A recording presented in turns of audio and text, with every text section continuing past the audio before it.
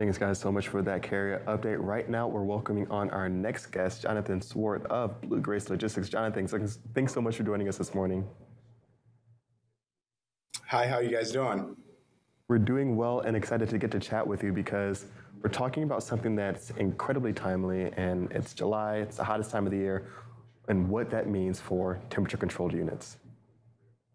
Yeah, it was interesting just looking at the carrier update on the previous segment.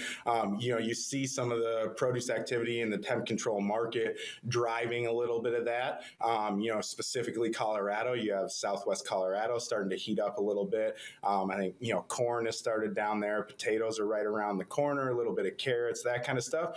And so I think you're going to start to see produce kind of pull a little bit of the overall market, especially as I think we, all kind of know that, demand is tempered a little bit. We still see some tightness. You still see some, tender rejection activity. So I think it's very timely as, demand dampers a little bit. Some of the things going on in the temp control market, they're going to start to kind of push and pull the overall capacity market, dry van, refrigerated, flatbed to an extent here from now through the end of the year.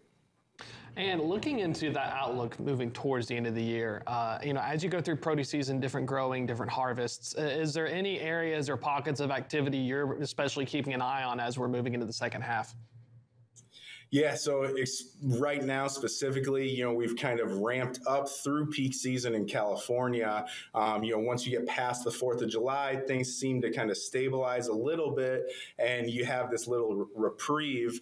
One of the things that is all on our radar is, what's going to happen with kind of Q4 peak season out of the ports. You've also got some new legislation that we believe is going to affect that and how the customers react, or maybe you'll become more risk adverse with their inbound container volume and look to reroute that. What that's going to do to the West Coast, specifically California and Arizona.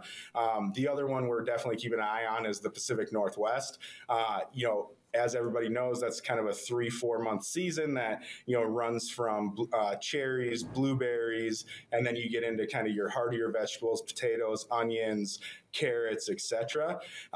We've seen that has been delayed this year, kind of a lackluster cherry crop, and then now coupled with, kind of a less than average harvest on some of the, apples, onions, potatoes last year. We're really starting to see that slow down, and we don't know if capacity is going to, move away from running that area and how fast that season is going to escalate. So definitely keeping our eyes up there. And Jonathan, can you dive into some of the network constraints that we're going to be running into while all this is going on? Because you mentioned, the seasons that are coming up, what's likely happening throughout, previous years throughout this time of the year, or expected happenings, but what are going to be some of the limitations this time around? Yeah, so, temp control, I think, runs in a very tighter network compared to kind of irregular, dry van and flatbed can be more irregular route. But, you think about the patterns of the 5 food DCs in North America and the major markets that they're in. So temp control becomes a little bit more dense. So anytime that network is, shifted or has some disruption, it's just kind of that domino effect through the rest of the market. I think we're going to see some of that, right? You saw the Northeast go through some tremendous changes last year where all of a sudden it was, we don't want to put capacity in the Northeast because we can't get out. All of a sudden it was, hey, let's go there. We can get out. We can have our pick of where we return to. That's not so much the case anymore. And then now you have a delayed Pacific Northwest that, could run into Q4 retail and, end with some limiting capacity because of the delayed start. And then in addition, you're looking at, Southern California and some of the ports and container volume and products that hit an early peak there. We could see some major disruption about kind of just the flow of trucks and the flow of that network as we get into Q3 and Q4. And that's one of our concerns. How do you balance that network and make sure you have capacity in all those markets, and running triangles and all that kind of stuff definitely helps. But, if you can't get the revenue because of a deficit in one market or, and then obviously we know supply and demand, it'll drive it up on the other side. So that's one of our concerns kind of going into the back half of the year is, as we've been accustomed to a lot of disruption over the last, call it 24 months, it looks like, or it's looming that there's, another round of it. It'll be different. But, we are expecting, a level of disruption coming into the back half of this year. And speaking about some of those disruptions, we know with the ports of LA, Long Beach, and West Coast ports, not only are there labor negotiations, but with AB5 being passed, now there's even more disruptions with the owner-operators. Looking at refrigerated carriers, their network demands are different. They're going to run in different areas. Is it really going to be an outsized issue in terms of refrigerated stuff coming off the ports, refrigerated stuff coming out of Northern California? Are you as concerned about the reefer carriers compared to like other modes like van and flatbed? Are they going to be outsizedly impacted just because of their network density? Yeah, I think so. I'll keep my opinions to myself on AB5 for the most part. But I think we will. I think, the capacity makeup of flatbed and refrigerated carriers, it's a scarcer mode. The equipment is scarcer. The fleet size is generally smaller, so the involvement of that owner operator and how that owner operator specific to seasonal products and higher demand areas, how that capacity moves and interacts with a company like ours, I think it is going to be very impactful.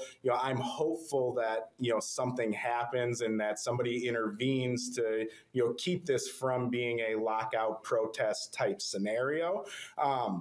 Because for the majority, kind of large fleets will use that owner operator capacity to flex their capacity up and down, with the overall trends of the market. And so I think we're going to see some companies affected by that. But, that 1 to 10, truck size fleet that, we work with quite a bit because they're willing to run different areas. And, we help them with backhauls into certain markets that we can capture that capacity out of.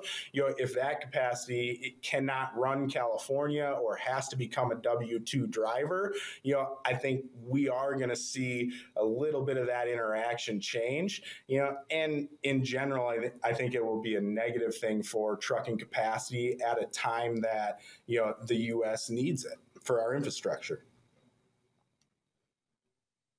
At an assessment there, when you're looking at, of course, California, definitely going to be a situation to kind of handle. Are there any outlooks or any expectations with Mexico and their seasonal outlook? Yeah, so towards the end of last year, coming up through the border crossings, Laredo and McAllen, we saw some kind of political events, hamper crossings and border delays. And, I think we're going to continue to see that. But, again, that's another market that is heavily dependent on, owner operators, right? You can't get to the border crossings without taking a significant amount of deadhead, and kind of understanding those backhaul networks and how capacity gets into those markets. It is that, call it 1 to 50 truck size fleet that, is able to flex a little bit where, they're not, chasing large contract business that runs from, Los Angeles to Phoenix 30 times a day. That's the type of capacity that's out looking for, kind of long haul, is willing to move with the markets, is willing to change their network a little bit, to make sure that they're running kind of in the higher demand regions. And what is typically driving that is the produce volume. So, we're concerned as we move into kind of more of the Mexican crossing seasons, including Yuma, right? Because a lot of that Yuma capacity terminates in Los Angeles, and deadheads over to Yuma. There's not enough inbound freight into Phoenix to support the need out of Yuma in the winter. So, I think we are going to have to rely on that segment of capacity. And if for some reason that's going to go away, I think it's going to hit us harder in the fresh space than anywhere else.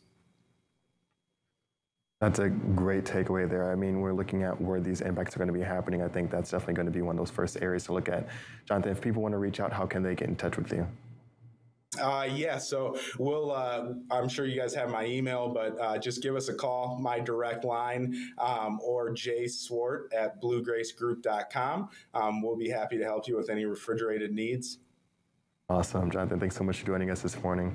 Right now, we're going to take a look at our headlines with the one, the only Isaiah Buchanan.